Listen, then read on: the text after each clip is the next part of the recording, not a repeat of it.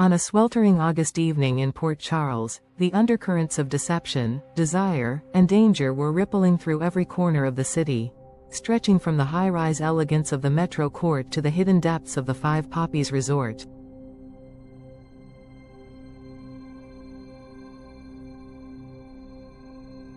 Brit's life hung in the balance, her freedom tethered to a drug she could not do without, while far away, Jocelyn and Vaughn were stepping deeper into a charade that was becoming perilously real.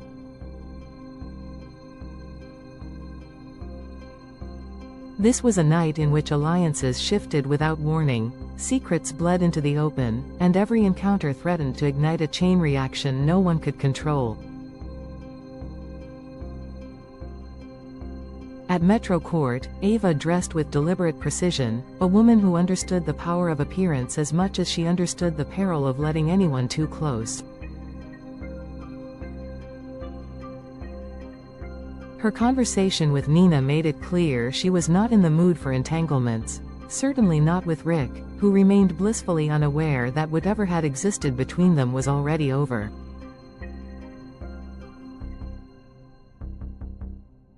Yet Nina was startled to learn that Ava had returned to Cody's orbit.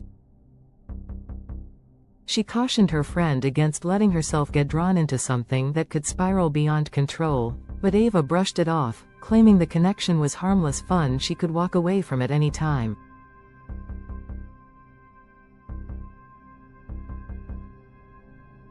This was less about romance and more about control, but control has a way of eroding when temptation is at play. Cody, meanwhile, had his own version of events to manage. Running into Tracy at the pool was more than coincidence, it was an opportunity for both insight and warning. Tracy, with her acute sense for people's motives, noticed Cody's sharp attire and pressed until he admitted he was set to meet Ava. When he further revealed that someone had paid him to distract her, Tracy's disapproval was pointed. In her eyes, a man who allowed himself to be a pawn risked losing any claim to self-respect. That seed of doubt took root, and by the time Ava arrived, Cody was ready with an excuse about obligations elsewhere, effectively dodging the date but leaving the door open for a reschedule.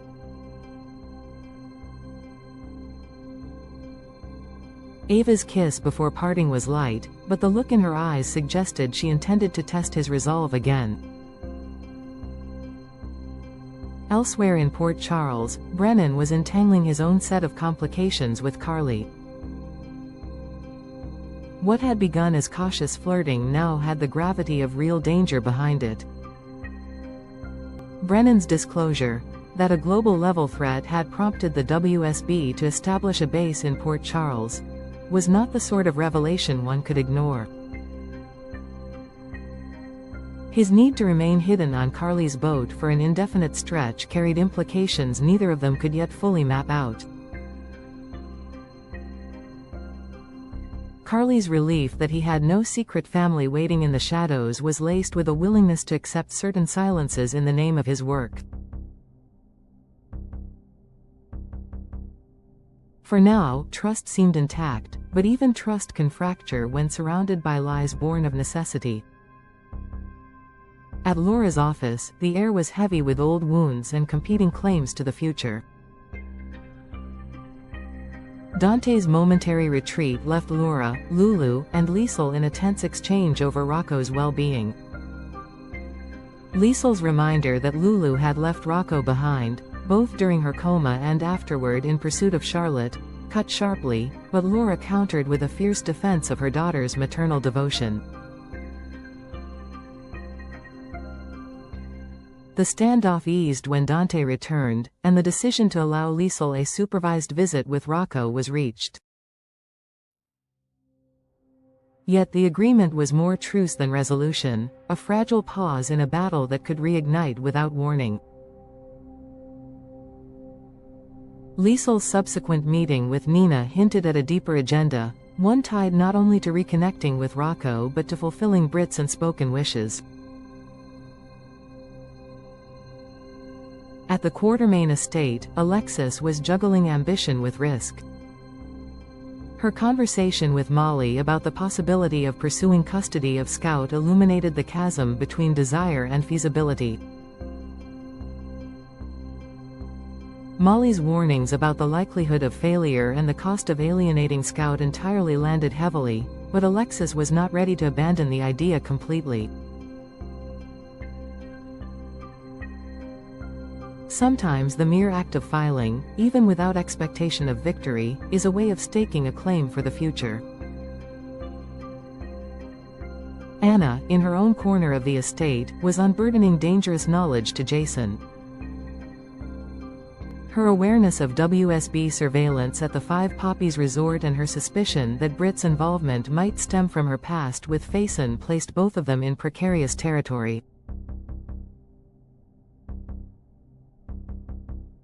Jason's promise to remain silent was no small concession. Silence can be its own form of loyalty, but it can also become complicity.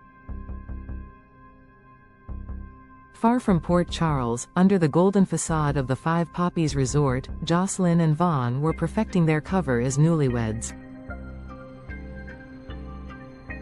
The tour Pascal provided was a performance of hospitality masking layers of surveillance.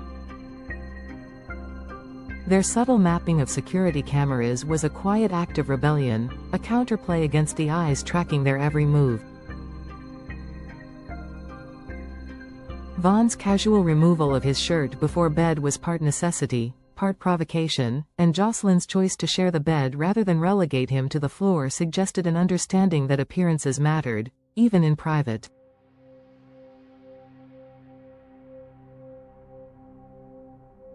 Every gesture was calculated for an unseen audience, every decision weighed for its potential to reveal or protect. In another part of the resort, Britt's desperation was building. The absence of her medication was more than inconvenience, it was a threat to her autonomy and possibly her life.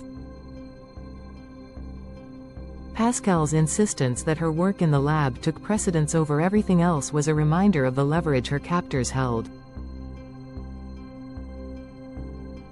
The unspoken warning was clear: compliance ensured survival, defiance meant losing the only thing keeping her alive. Jason's quiet booking under the name, John Moore, signaled that the threads of these separate stories were about to tighten into a single, dangerous knot.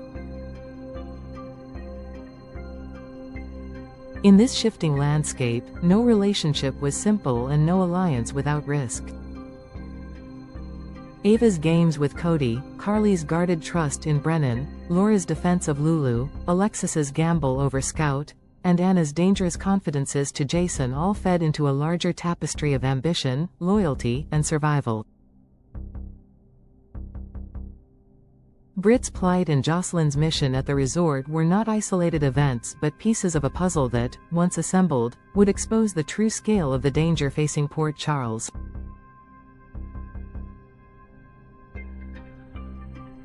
Until then, each player would have to navigate their own mix of temptation, deception, and peril, knowing that the wrong choice could set the whole city alight.